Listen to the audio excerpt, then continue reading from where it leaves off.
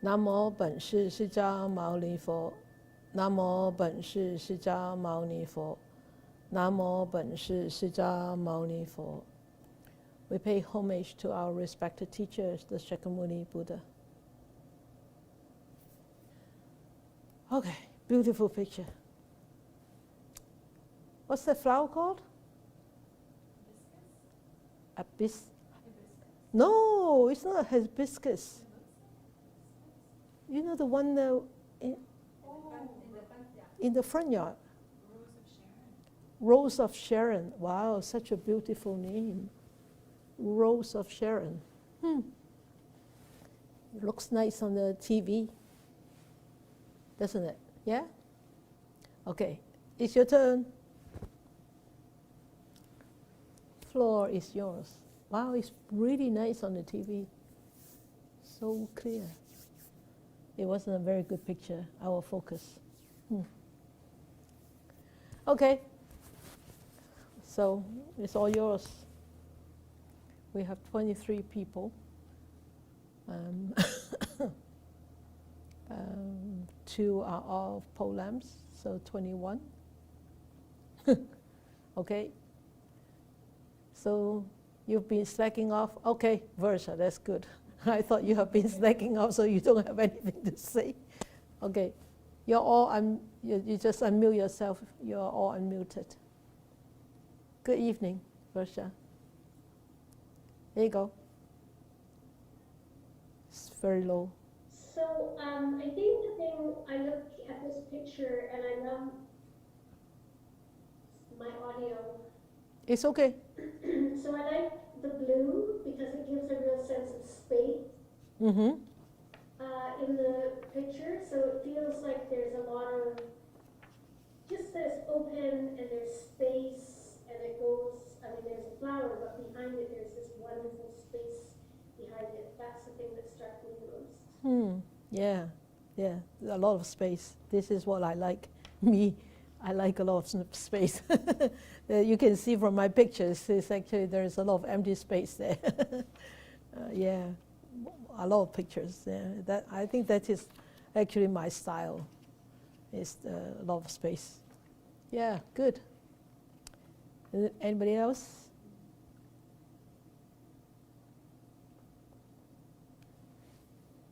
Waifun, okay, Waifun.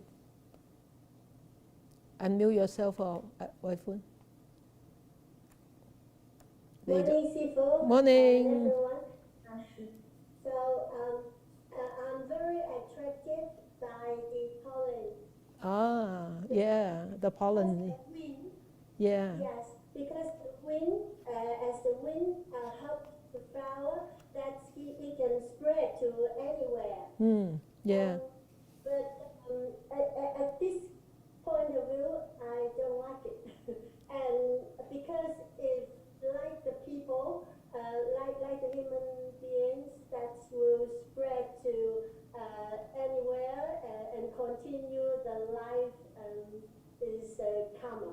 But another point, I see it because it is the flower. The flower can spread to anywhere, that they can give the kindness to people, good looking and very calm. And when you look at it, you will very peaceful and feel. So I think why to offer the flowers to Buddhists, because I can thank, and also I ask for forgiveness. Okay, good. Yes. Very good. Good. Anybody else? 2 participants. Oh, Catherine. Good evening, Sifu. Good evening. At first, when I look at it, I don't know why on the book I think of strawberry. Strawberries. When I look at a picture in the book, I see those pollen. You know, those pollen is just like the teaching of Buddha. So when the wind comes, the pollen spread all over. Yeah. to all parts of the world. It's just that Buddha's teaching, hopefully it will spread to all over the world, and a lot of people will find benefit from it. Just like when we're transferring our merit, we always say that hope our blessing will be extended to all, that we, together with all the things same. being, together we will attain the Buddha way. So this is what I like, the pollen. It can spread to all parts of the world. Good. Yes, the pollen is a medium. Can be. Yeah, yeah. It's a medium, right? Yeah, good. Anybody else? Somebody here? Oh. I like Yeah, so that everybody can hear you. this photo has excellent composition. Yeah. Because you have the flower petals touching on two corners, two sides of the frame, and excellent color composition, because you have the red in the buds with the green surrounding it. Yes. And the pink and the blue are complementary colors also. Ah. That is from the painter point of view. Yeah. It's actually, I think it's a very really beautiful combination of colors, that pink and the blue and the green. Yeah. It's really so uplifting colors. Yeah. Susanna?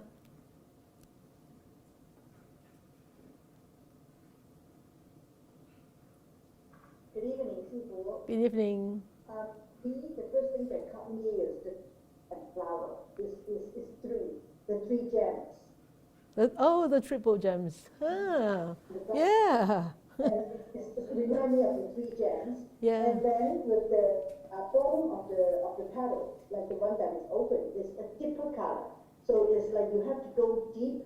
You have to really go into it to like really the deeper part of your heart to be a better insight of like human being, and also it's not like at the outer part of the petal is lighter color. So like for a lot of people when they enter Buddhism, they are very light, not really into it, but they more time go to the bottom, like into the part have a different color.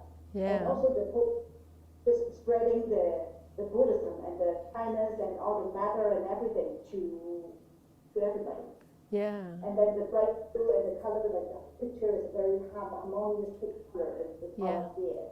Yeah, yeah. Hey, that's great. It's actually a very, very, very good observation, and very good of your sharing about seeing the depth, going into digging deeper. Yeah. Nice. Good. Anybody else? Huh? Titania. Hello. Good evening. Looking at the photo, like Versia, at first the space really struck me. It occupies like half of the photo. Yes. And then I like the fact that this photo is 50-50. There is the big flower, really beautiful, and I concur with everyone regarding Buddha's teaching and the triple gem, etc. But one more thing, the way I look at it is that this flower is like us. Sometimes we thought we are everything, we are the world. And actually it reminds me to be humble, because there is a whole big world Outside there. all around us. Yeah, so we should be humble and don't look at yourself as the only I. And we should look deeper, and there are so many things, and you see all the background, the blurry background, and also the face. So we should be humble and explore, and and open ourselves and be a sponge and absorb everything. So actually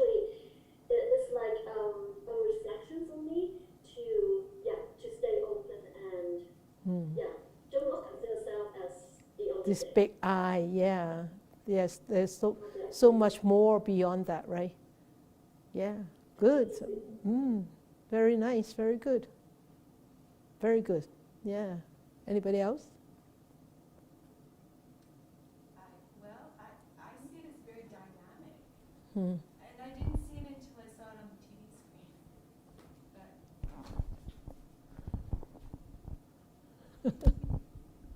You see it very dynamic. Dynamic, yeah. When you mentioned that the petals in the foreground are out of focus, I just saw them as moving in the wind, and it looks like there's that spray of pollen. So to me, I just see this little puff of wind and this little bit of action going on when I look at that. And plus, the colors are just so delightful. Yeah, They're yeah. just absolutely scrumptious. Yeah, yeah, yeah. Very good imagination, Laurie. The puff of wind. Puff of wind. Yeah. Okay, great. Anybody else? All right. Okay. Yeah. Well, I have no comments because your comments are so delightful and so inspiring. But I just like it. I just like it. I love this flower, this tree, this bush. It's actually a very amazing flower. I have always wanted this kind of flower in the garden, but we didn't have it until we actually had this property, this next property. And then it didn't flower for the first couple of years that we have actually moved over to that house. It didn't flower. And then accidentally, one of the volunteers actually took it down, like really took it down, just leaving like a little bit of that trunk behind. Actually, I asked him to take the weed next to it, but he left the weed there. and he took this shrub down. But luckily it came back and then it started to flower. It was so pretty. But yet, it's actually very amazing about this flower. This year it hasn't bloomed yet. I'm waiting for it to bloom. So, coming, yeah, I know. It hasn't bloomed yet. This tree, this shrub, actually is not, well, we can call it a tree, right? Little, but it's a bit taller than me. It has two different kind of colors. Is it the same? Is it always like that? No. This is a very strange tree. It's got pink like this, and it's got white flowers too. White flowers with pink inside. I noticed it last year. I took a picture last year. Same tree with two different colors, same flowers, same kind of flowers, but two different colors. So I think I don't know. After it was chopped down, it probably went into a hybrid mode, right? Went into a hybrid mode and produced two different kind of colors, different flowers. So I will wait this year and really see whether it happens again. Last year it did happen, two different kind of colors. So it's actually very strange, and it's beautiful, very welcoming, right at the front entrance, on the right side of the front entrance, after you come through the gate at the bridge access. It's a really pretty tree. When it blooms, when all the flowers bloom, actually it seems that there are actually so many deities that they're dancing around. They look like deities. They look like divas, standing there, and when the wind blows, just like they are just dancing around. It's so pretty, this tree. Yeah. So the passage that goes with this is actually, I love this passage. It's offering a flower to the Buddha, wishing the fragrance of compassion, wisdom, and enlightenment be spread to all corners of the world. Okay? Anybody has any can anybody enlighten us on this passage?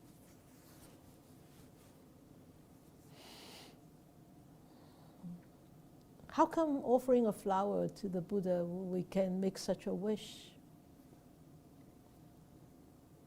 Wishing the fragrance of compassion, wisdom, and enlightenment be spread to all corners of the world.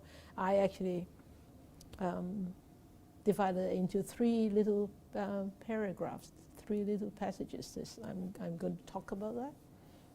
But it's your turn. If you want to share, shed any lights about this passage. Right.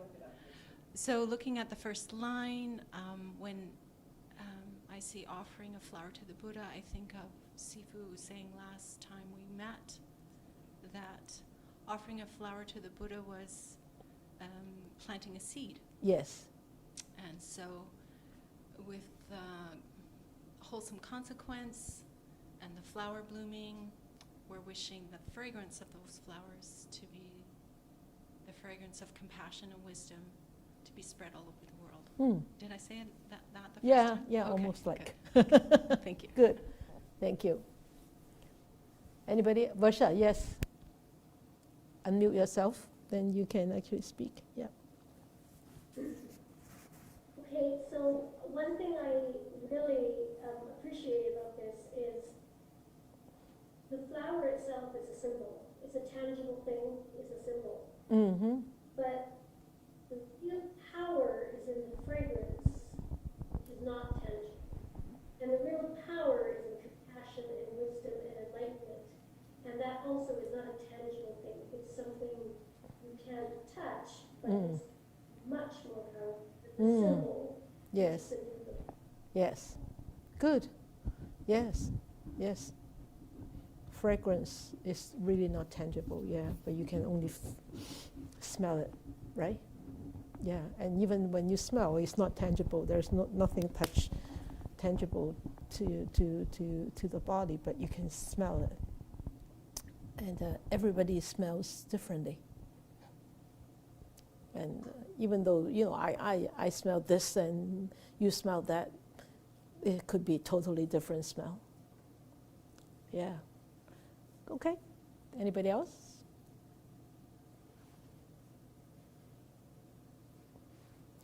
Carrie. Thank you.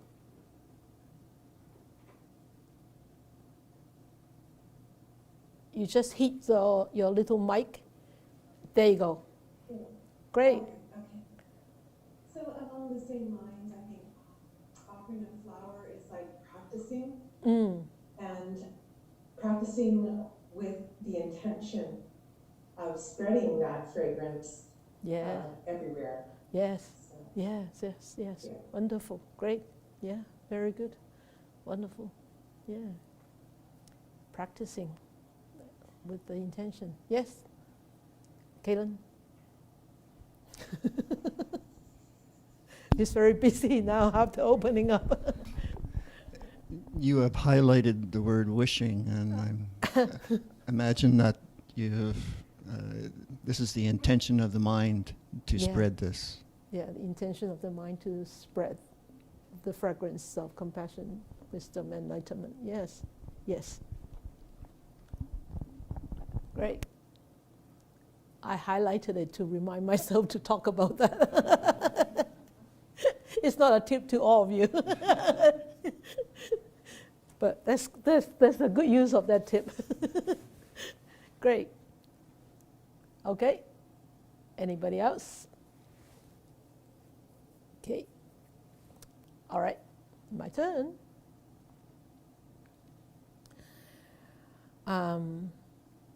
Yes, this is this wishing is a tip to myself to remind me to talk about this.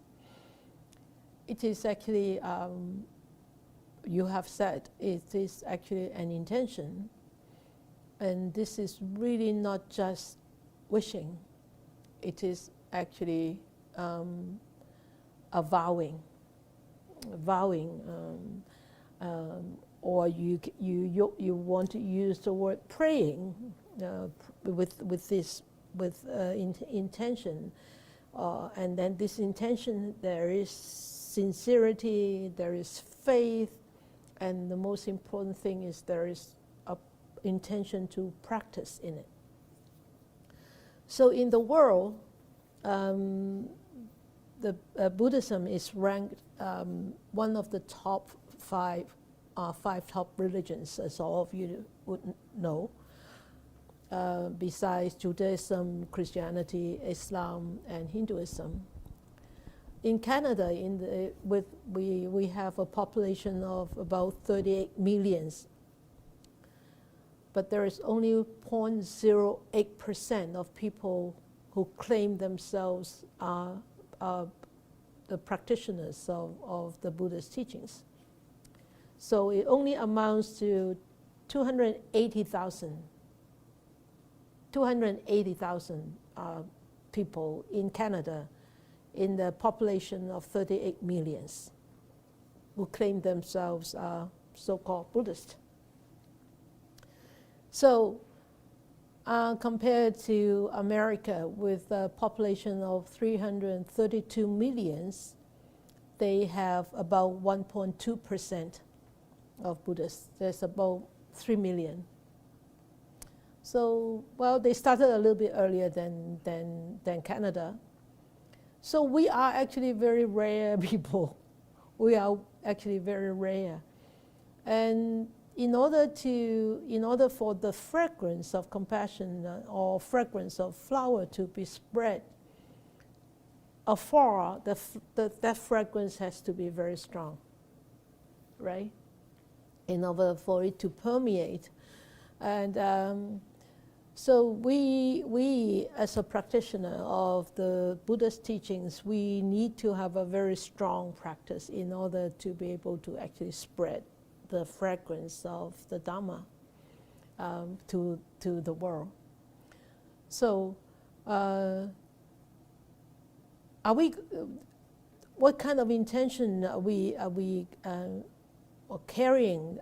Do we really want to change everybody to become so-called the Buddhist? Do we really want to convert people to become Buddhist? Oh, Buddhism is, the Buddhist teaching is wonderful. You need to listen, you need to follow, you need to practice. First is, are we going to do this? Are we going to have that kind of intention? And is it possible? Answers. And or why? And, yeah, it's definitely is and, right? So it's impossible to actually persuade everybody, because everybody has their own seeds and everybody has their own karma. And so it's really not up to us to convert others, and it is impossible because each one of us has our own path. You can say that path is already destined, because it depends on the seeds. Of course, you can plant new seeds this life, but I think a lot of us actually have those seeds already in our mind. We carry them through eons of lives. I was just thinking about this this morning. I was after my prostrations, and I was doing my dedication, and I thought of my own life. I thought, wow, I renounced at the age of 35, and before that I was just so messed up. So I thought, wow, if I didn't encounter the teachings of the Buddha, and then I wasn't drawn to it, I don't know what I would be like.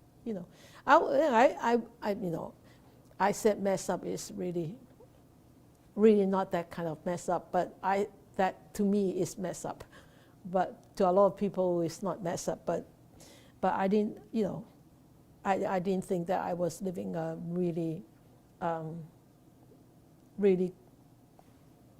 kind of good life before I actually encountered the Buddha's teachings. But anyway, so I was the one of the lucky ones, I think. So those seeds actually sprouted at the right time, so as a human being, I think this kind of wish, whether we a wish for the fragrance of compassion and wisdom and enlightenment. Not necessarily talking just about the Buddha's teachings, but any teachings that allow one to develop this kind of qualities. I think that's the basic need that we need to carry, a basic intention that we need to carry in our mind all the time. Okay. So this wishing. So in it's a beautiful picture, isn't it? You know what that is? A dandelion, yeah, a dandelion puff with a puff of wind is gone. Yeah. So wish in the tradition, or you can say in the Buddhist teachings, is really not just wish. The wish is just a very mundane word. In the Buddhist teachings, or in the practice, in our practice, it's not just wish, it's a vow. Because when we wish that, the devas will come and help us, or those supernatural power will come to help us, and I wish, always I wish.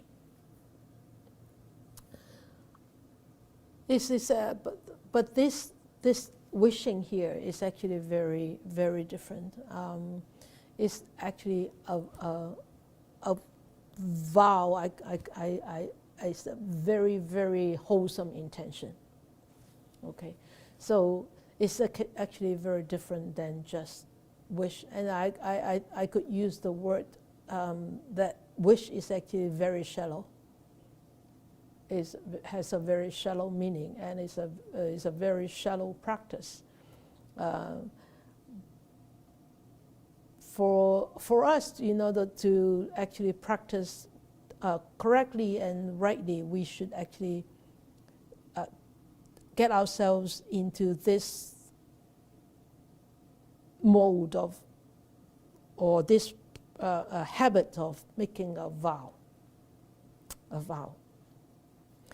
And this vow it has to come from a pure mind, it has to come from a clean mind, and it has to come from a selfless mind in order to be labeled as a real vow. Otherwise, it will be just a wish. Okay, so of course we have seen a lot of saintly beings, or saints and sages have all these vows. Ksitigarbha Bodhisattva Dijang Pusat has such a strong vow, a vow of not attaining his enlightenment until all beings are liberated. It will not become a Buddha until the house is completely empty. And the Guanyin Pusat Avalokitesvara Bodhisattva said, 千處祈求千處應，苦海上作渡人。So it's thousands request, she will or he will respond with thousands 千處祈求千處應。thousands hands and thousand techniques and thousands whatever way to alleviate the sufferings of sentient beings. So those are the vows of saintly beings. And of course, with a vow here, Susanna Ma said, this vow contains a commitment component. Of course, there's a very strong commitment there. If there is no commitment, I don't have to vow. I don't need to do it, right? Of course, there's a strong commitment. But a wish is not necessarily has a commitment in there. So in our practice, we have actually practiced this vow all the time.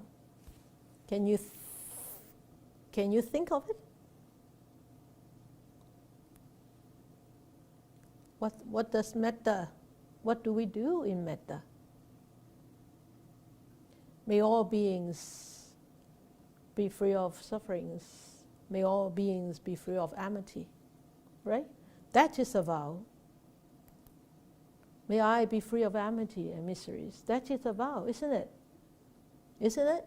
May I be. It's not just a wish. It's you have to do it out of this good intention, and then you have to be free of negativities at the time when you're doing it, right? You have to be relaxed physically and mentally, and you generate this kind of good wishes in your mind, and then allow this to radiate out from your physical existence into the universe.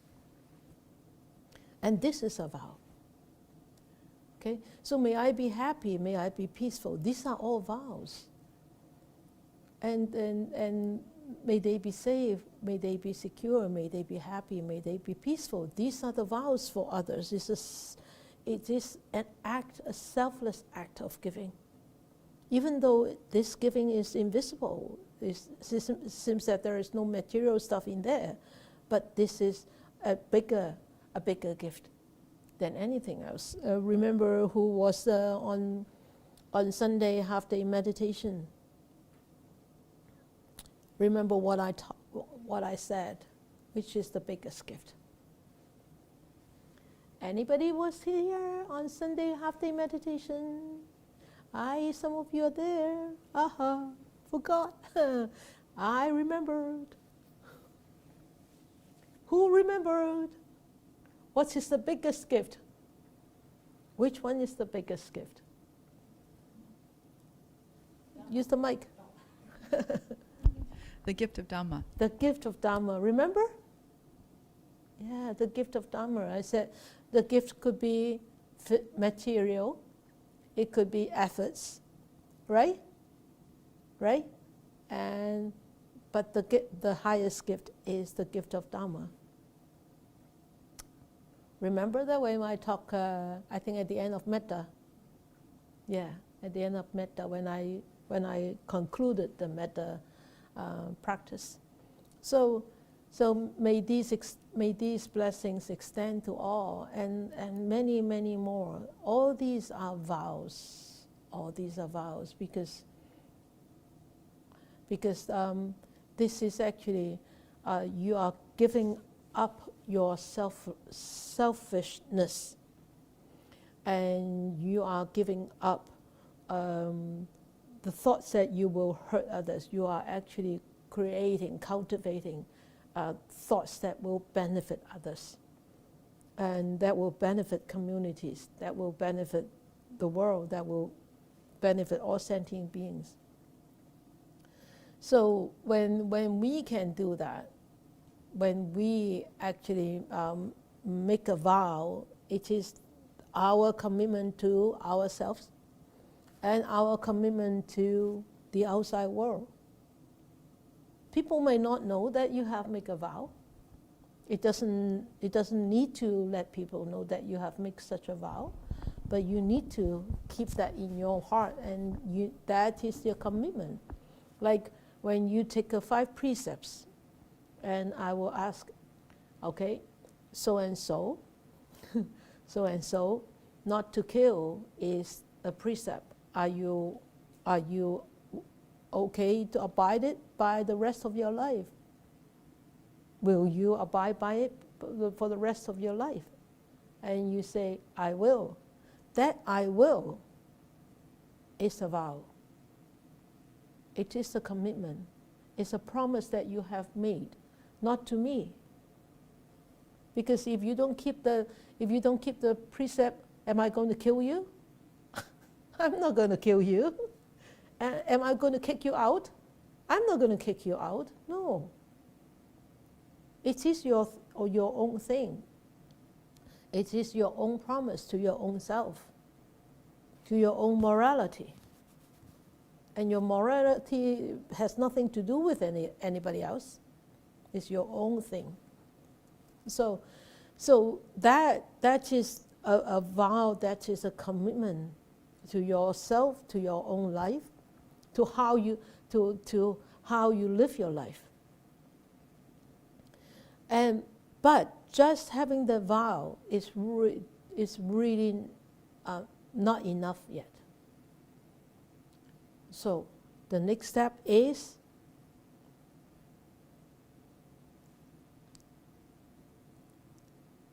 what is the next step? Just making a vow is not sufficient. What is the next step? Practice, right? Yes. So, of course, having made some vow is better than not making any vows, right? But just keep making vows and not doing it is just like what? It's just like, Pointless, yes. So we need to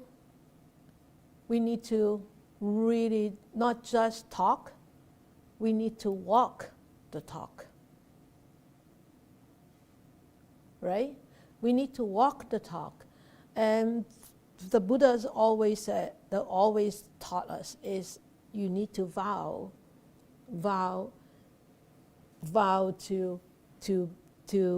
to be free from all these entanglements, to be free from all these desires.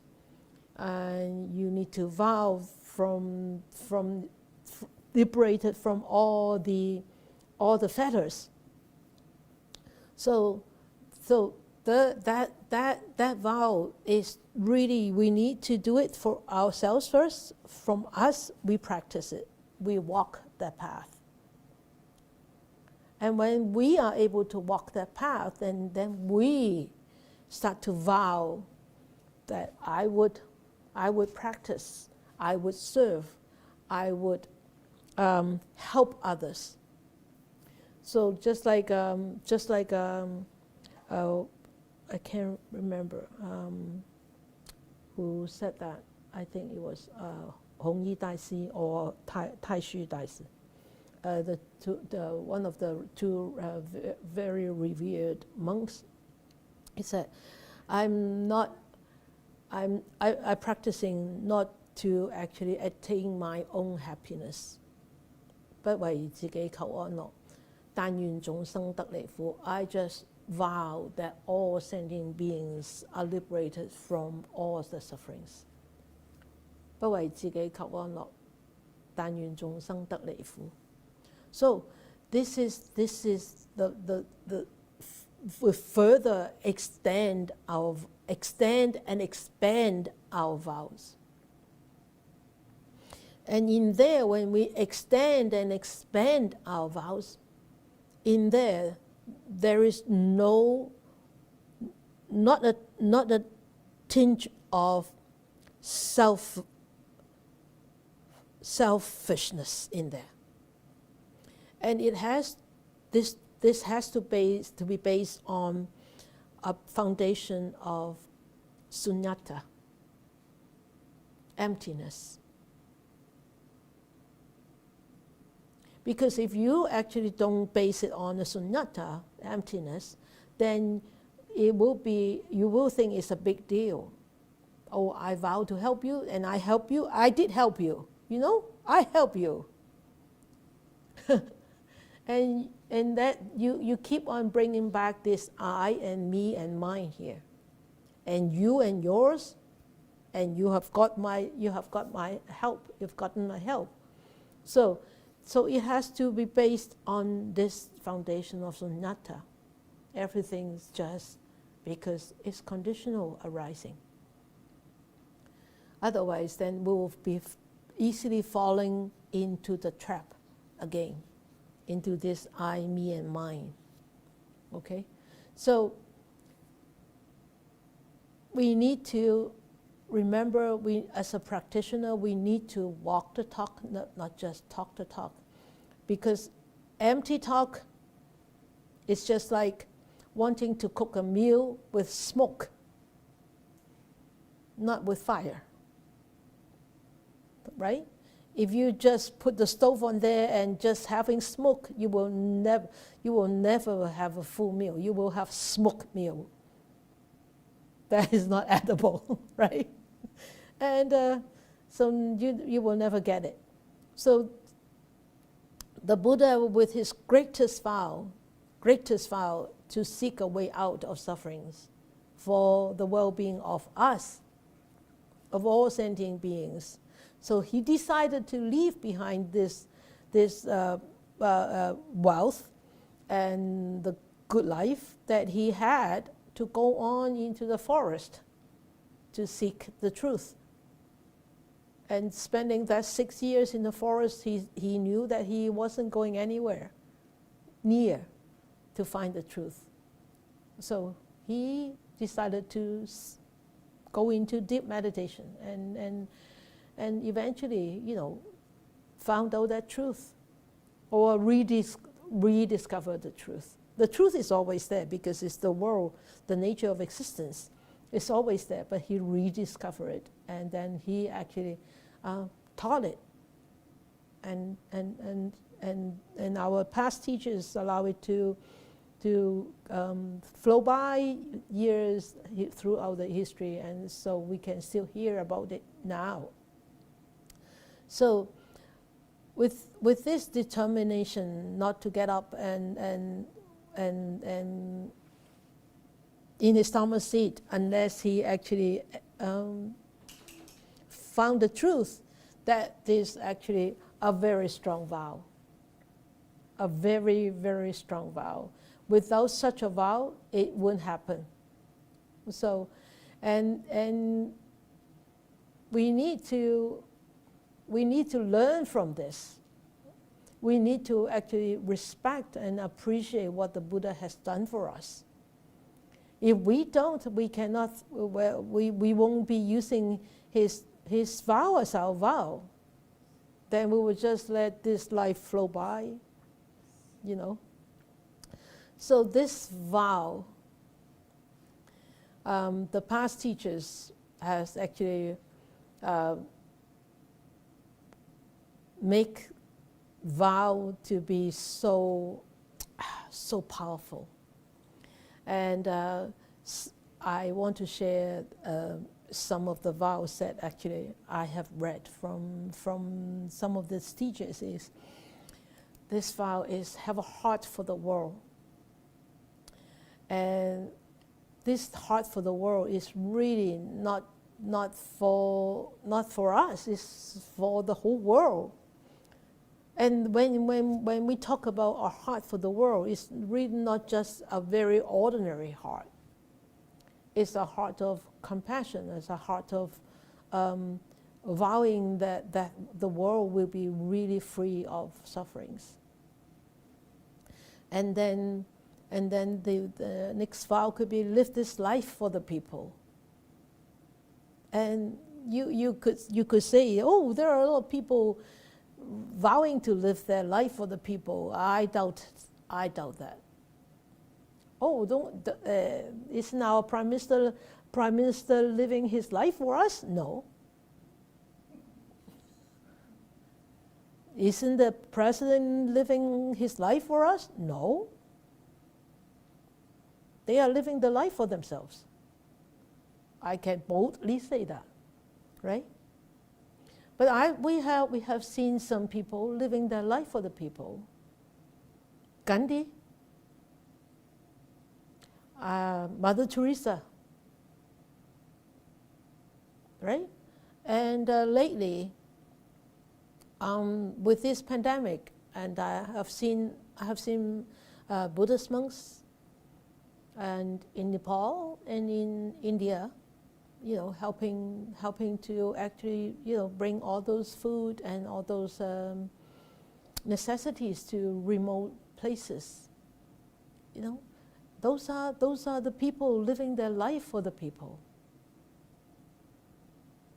And I don't want to talk about politics, but I haven't seen many politicians really living their life for the people. So, and then continue to keep the past ancient teachings alive. And this is also a really, really wholesome vow. We are trying our best. I'm trying my best to keep the past ancient teachings alive.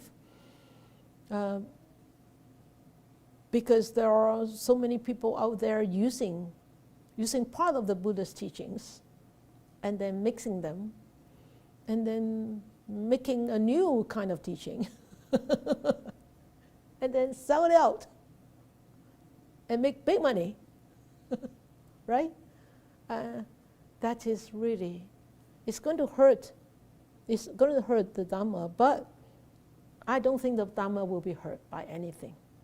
Nothing can hurt the Dharma, nothing at all, right? Only unwise people will be led by those unwise so-called teachings. And if we could vow ourselves, make sure that we make the right vow is, I walk on the right path every morning. Every morning, may I continue to walk on the right path. May I have good friends, good teachers to remind me if I veer off from the right path. Those are wonderful vows. And those are good vows to share with others too, And so, and then bring peace for all generations. Not just our generation, but all generations to come. So I'll put that in Chinese. 為天地立心，為生民立命，為往聖繼絕學，為萬世開太平. These are so beautiful vows. I mean, I translated it, so I might not have done a good job in translation, but I have tried. But these are vows that really selfless vows.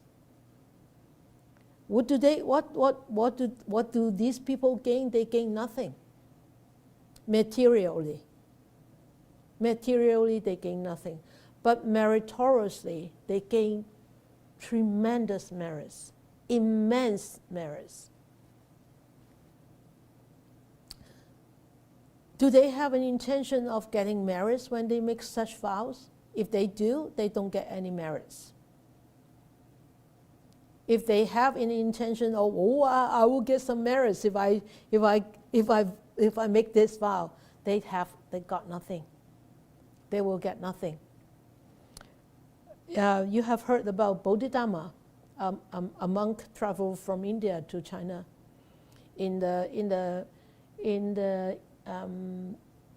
Liang dynasty, and the Emperor Liang asked him, a reverend monk, during my life as an emperor, I have built many temples, I have offered a lot of things, and I have supported the Sangha. What merits do I get? You know how Bodhidharma replied to him? You get nothing. You are walking in the wrong direction. You're walking backwards. So Emperor Liang was very, very angry. And then Bodhidharma left him. He went into the cave. He sat facing the wall of the cave for 9 years. 菩提達摩做事. So that is the story. That is a real story being, recorded in history books. So that kind of vows, with no intention of getting any merits. Okay, so no merits going down the drain. So this is how we should actually make a vow, or how we should vow. So the second passage is fragrance of compassion and wisdom and enlightenment. Who will have these fragrances? Those who are perfected in morality, in samadhi, and in wisdom, they will have those fragrances because they are liberated. So from Sotapanna onwards, they do have attained certain kind of enlightenment. They do have certain kind of fragrance. If you practice morality, if you try to cultivate samadhi, and sooner or later you will be wiser and wiser, you will have fragrance. You will have that kind of fragrance. But it's just whether it's strong or not strong. Okay, so this fragrance, I want to share with you a story. Is Mahakassapa. You know that he was one of the 10 disciples of the Buddha, and Mahakassapa he has an intention of always going into the slum for alms. So he wanted to give the poor an opportunity to offer to the Sangha. So one day, the king of the heavens, the Saka king, knew that Mahakassapa, Mahakassapa was going out for alms going into the slums for alms. So he wanted to offer Mahakassapa. And so he actually disguised himself to become a very, very poor man so that he could offer. So he and his the wife disguised themselves, and so when Mahakassapa came, they offered him this wonderful curry, wonderful dal and curry. And Mahakassapa, when he actually took the alms, the food, he smelled the fragrance, and he knew it wasn't from a very poor couple. So Mahakassapa realized that these are the food not from the slum people, not from poor people, from Saka king. All right, then the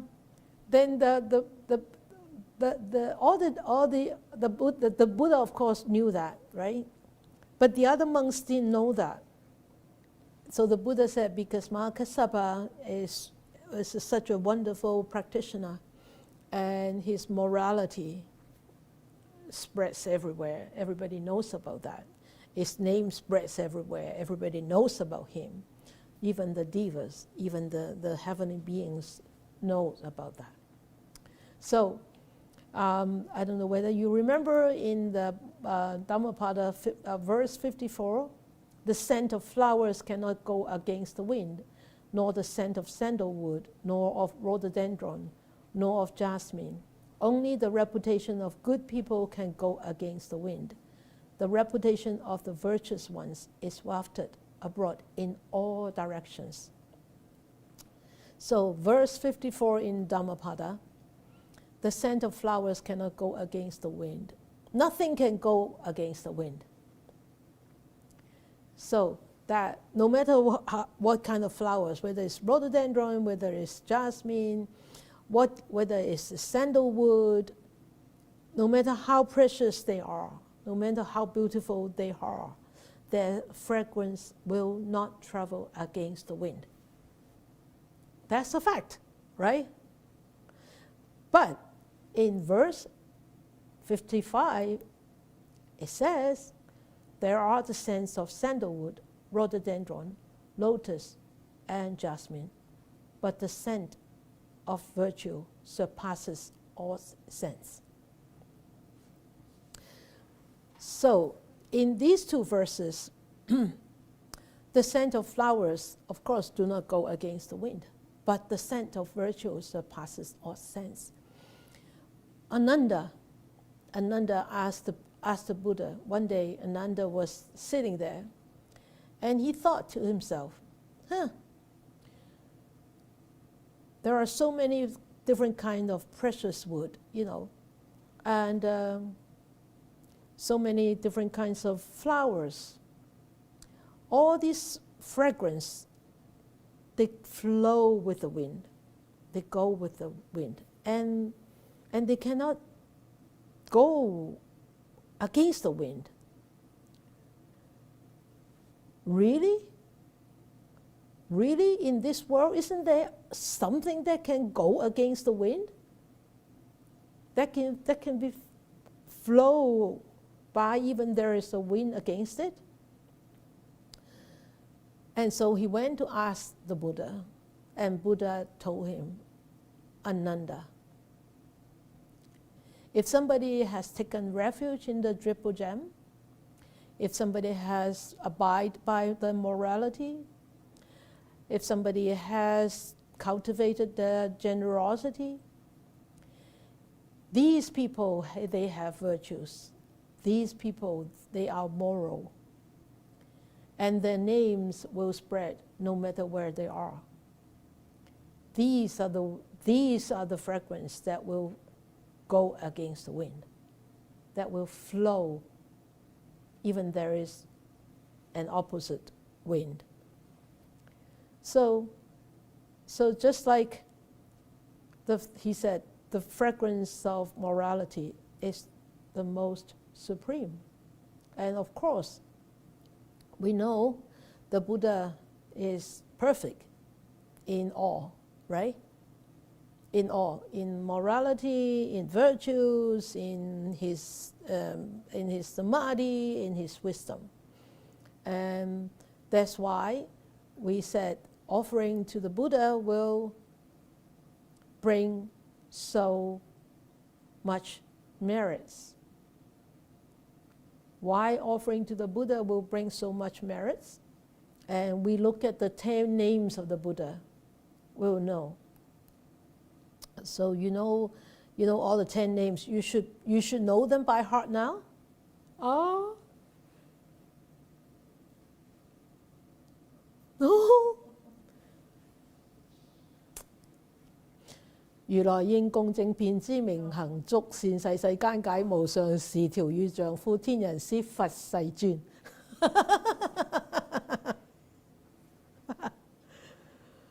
Okay. You see, that's the problem. You don't memorize things. It's true. The teacher said it's true. Okay. So I will remind you.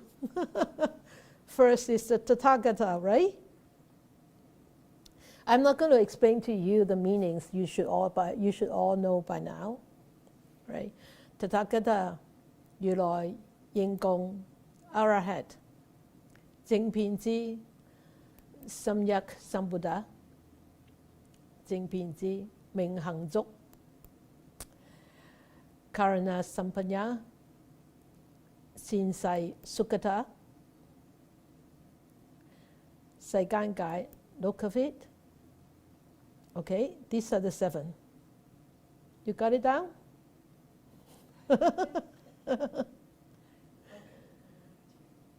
You look it up on YouTube, all right. And then the 7th one is Anuttara, 無上士 調御丈夫 Purusa Dhamya Sarati, 調御丈夫 天人師 Diva Manjusanyan, 天人師 佛 Buddha. And The 11 is Bhagava. You always say 10 names. You always say 10 names, right? But it's actually 11.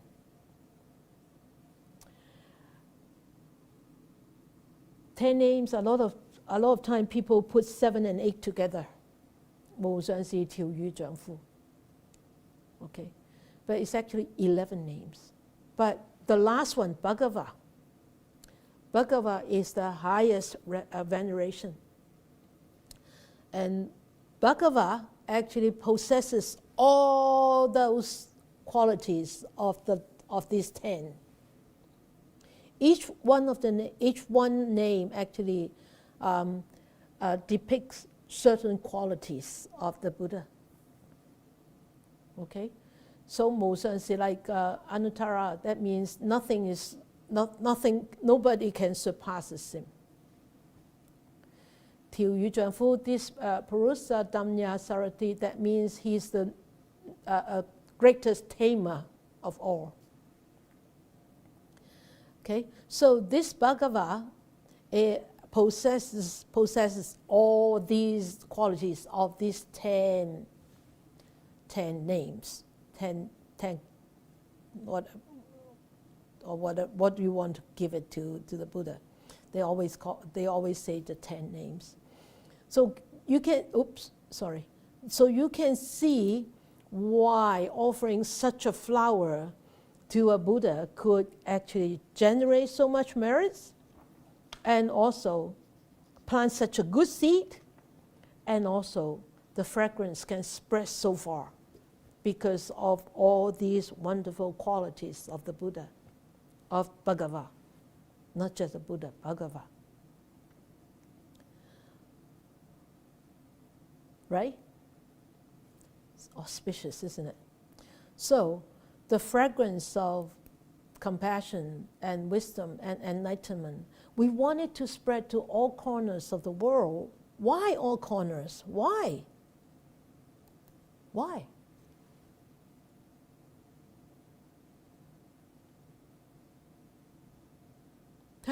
Hey, wake up, please. Wake up, wake up.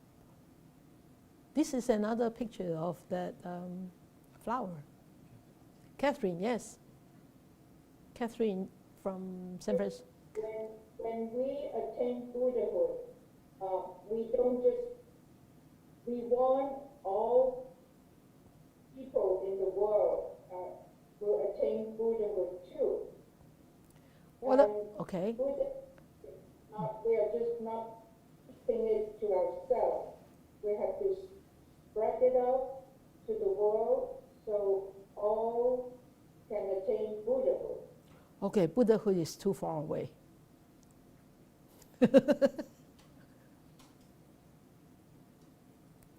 Yeah, Varsha. But you're right.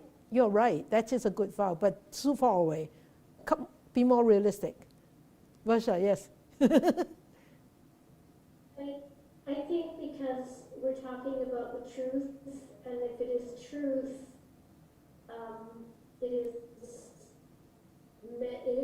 is going to be everywhere, and it is the only thing that can relieve the suffering in the world. Yeah. Sufferings in the world. All corners. All corners. That means sufferings is everywhere. Oh. Isn't it? Yeah. All corners. Sufferings is everywhere. And before enlightenment, people need to know that they need to liberate themselves from their sufferings. So we don't want to talk about enlightenment yet, at least right now, sufferings. For people who are suffering from hunger, they don't want to hear about enlightenment. They just want to know, how can I, overcome the hunger, right? If I'm sick, don't tell me about enlightenment. I want to be healthy. I want to be well. So be more realistic and be more down to earth first. So fragrance of compassion, wisdom, and enlightenment. These are all the wonderful qualities. These are all the beautiful traits of the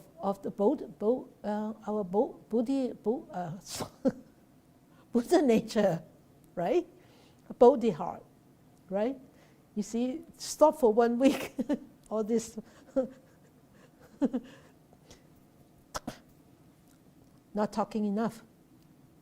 So this is actually, of course, in our practice, there are many, many ways to actually share merits with beings. But the best way to share is having compassion, karuna, metta, wisdom, and of course, finally, the enlightenment. And start off with metta, start off with karuna. And if we could actually practice that over and over again, we change ourselves. We become softer, we become gentler, we become generous, we become kinder, we become such a better person. And when you become such a better person, the vows could easily become bigger and bigger. You don't really need to intentionally make a vow. It just comes by itself. Okay? So, yep.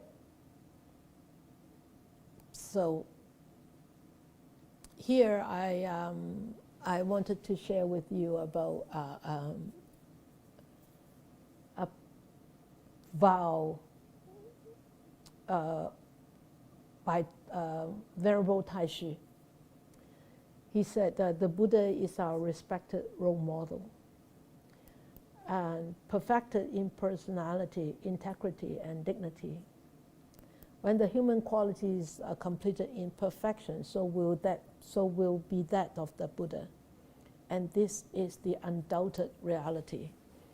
And he always taught that we, following on this path, we should actually always look up to the qualities of the Buddha and try to cultivate those qualities to ourselves, in ourselves.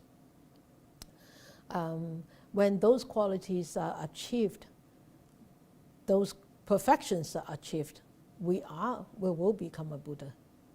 And that's what he actually strongly recommended contemporary Buddhism. That means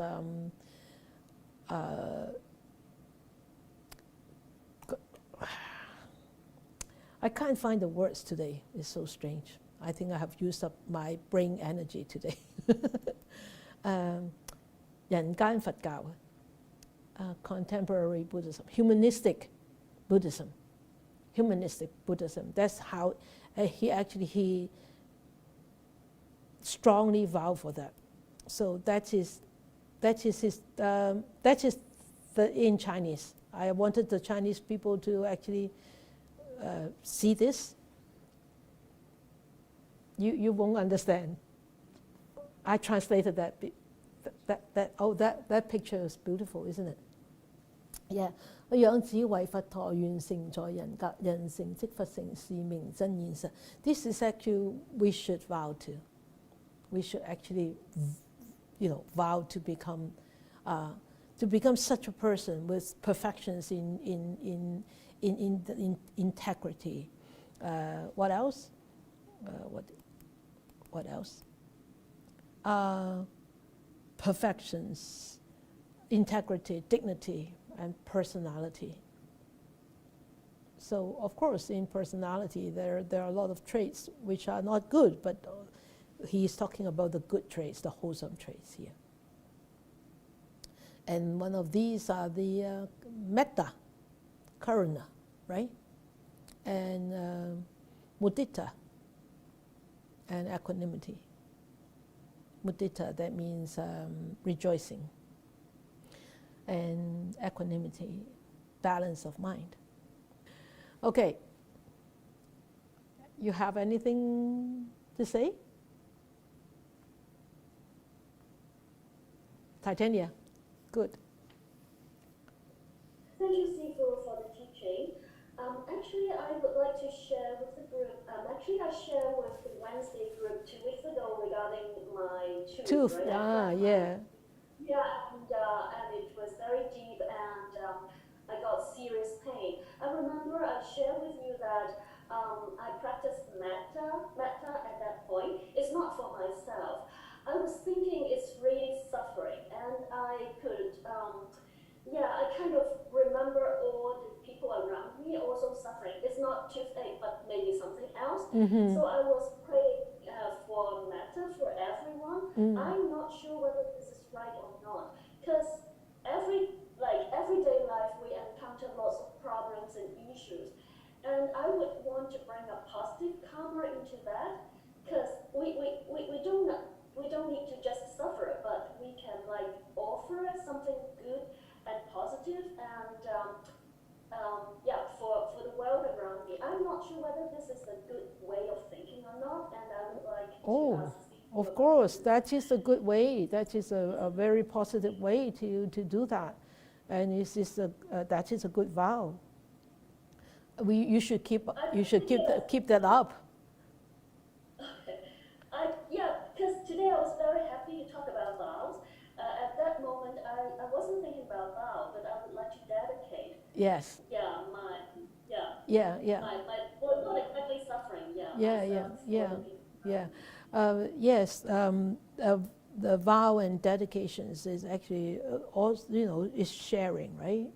And we should always share. We should always vow. Why? Because we don't know how long our life could be, and if we have a chance, then we would like to share our goodies, and not to keep it to ourselves.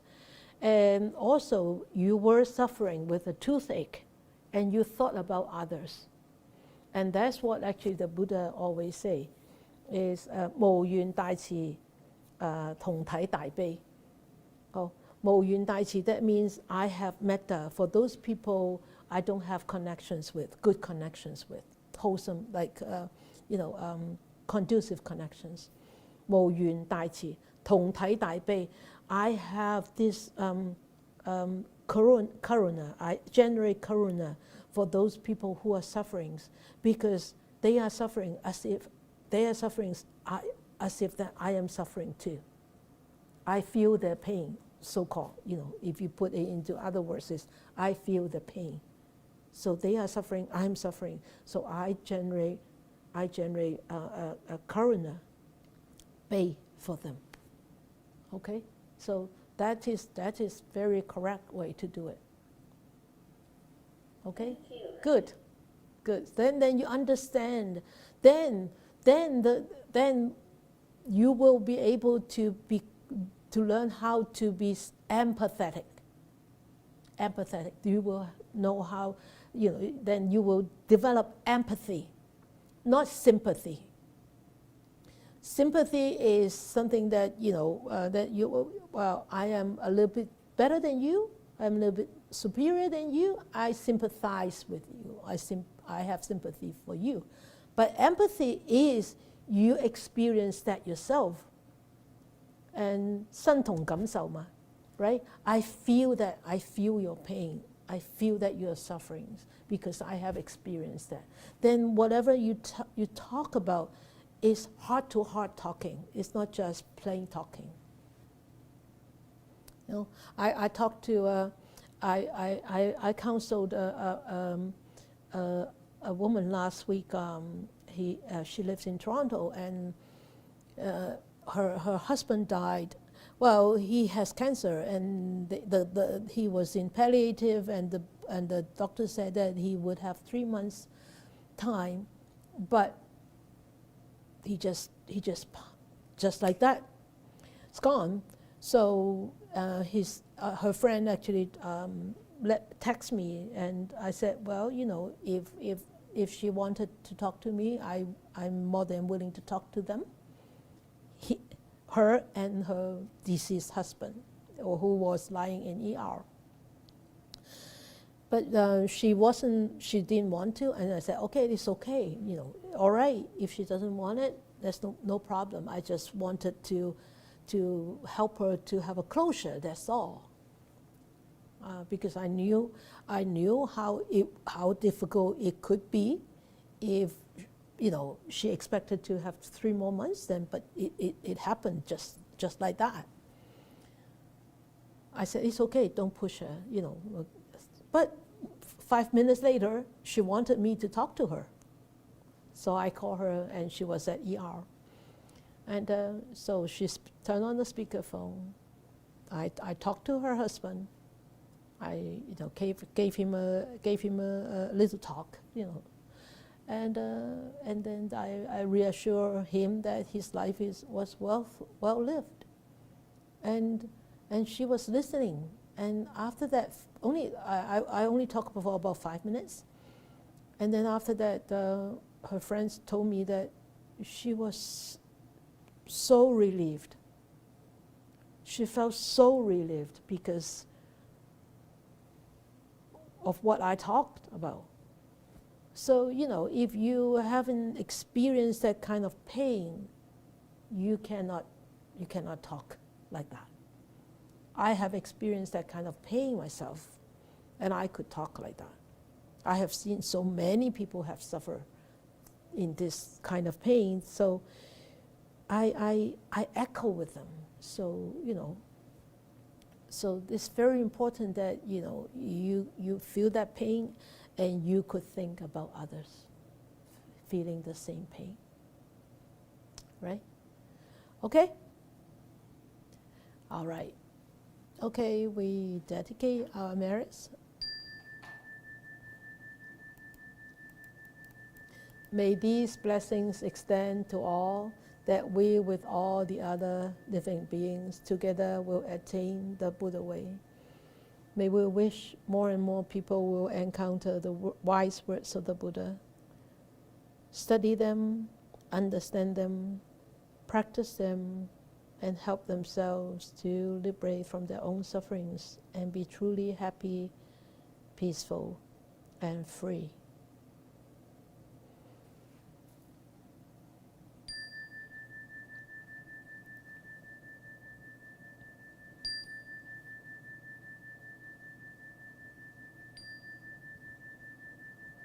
Okay.